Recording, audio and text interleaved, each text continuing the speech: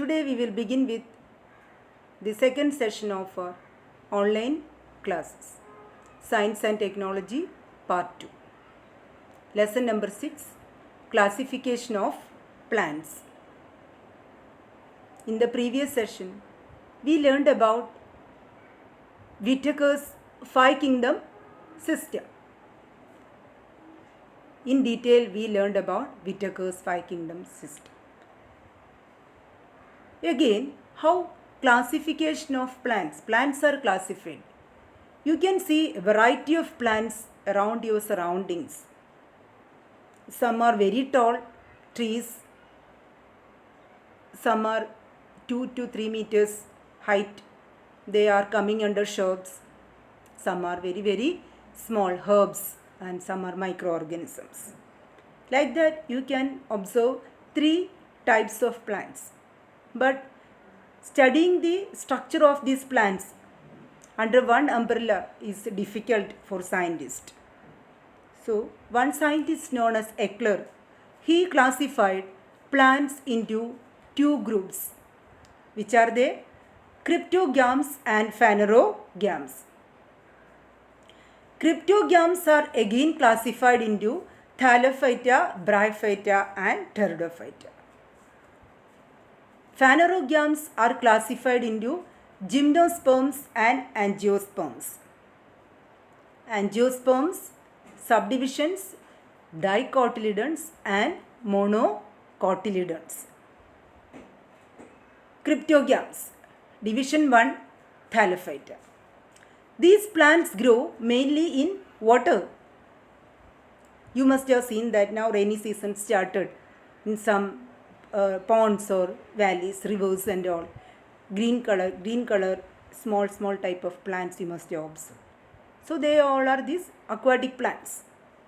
One example, they have shown the diagram also, Spirogyra. Here you can see the cell wall, nucleus of the plant, pyrenoid, spiral chloroplast.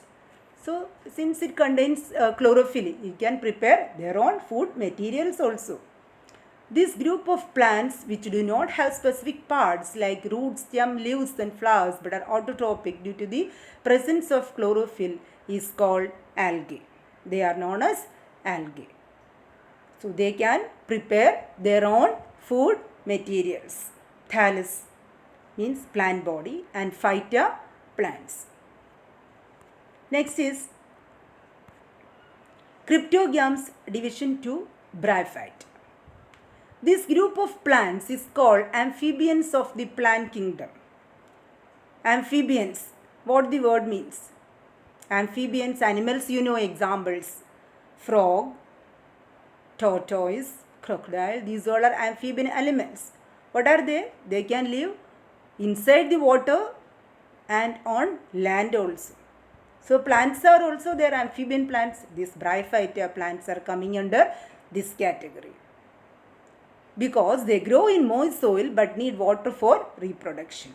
These plants are thalloid, multicellular and autotrophic. They reproduce by spore formation. Here few examples they have shown in the diagram: Funaria, Mercantia and Anthroceras. Spore-like structure also, stalk, leaf-like parts. They are not very well developed but they are not very small like thallophytes. This is the second classification. Now third, Pteridophyta. Pteridophyta, here P is silent, pronunciation Pteridophyte. Plants from this group have well developed roots. They have stem and leaves and separate tissues for conduction of food and water.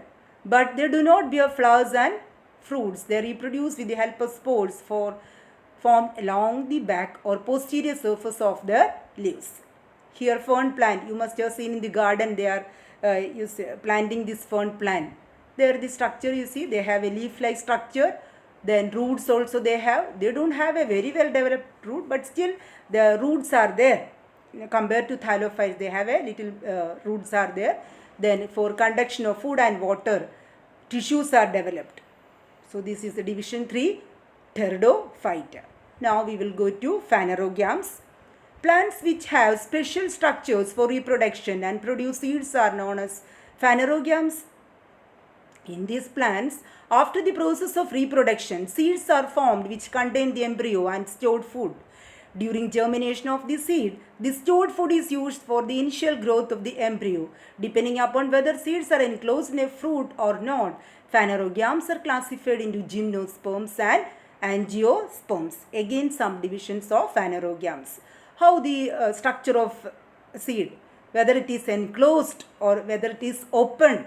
Depending upon that, again the phanerogams are classified into two, gymnosperms and angiosperms.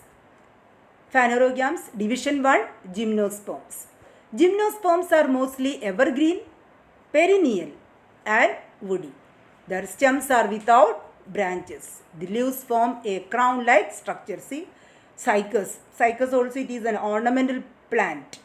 They have very thick stem, wood-like stem, and perennial. What is meaning of perennial? Many long years they live. The cycas and all long life, not like other lower type of plants. And evergreen, always green, leaves and all they produce. So this is coming under gymnosperms. Phanerogams, division 2, angiosperms. The flowers of these plants are their reproductive organs. Flowers develop into fruits and seeds are formed within the fruits. Thus the seeds are covered, hence they are called angiosperms. Angios means cover, sperms, seeds. The plants whose seeds can be divided into two equal halves or dicotyledons are known as dicotyledons. You must have seen that some of the seeds, even mung and all, as we sprout, you can see two leaves are coming out from that. So such type of plants are coming under dicotyledon plant. Plants and those whose seeds cannot be divided into equal parts are called monocotyledons plant. If only one leaf-like structure is originating or growing, such type of plants are coming under monocotyledons plant. Here onion and other structures also it is given in the diagram. So that is about the plant kingdom. Once again we will go through this one. First is division, classification of plants, cryptogams, phanerogams. You have to learn the chart. Then division 1, Thallophyta, division 2, Bryophyta, Pteridophyta, phanerogams, gymnosperms, angiosperms. Yes, that's about today's class. Thank you.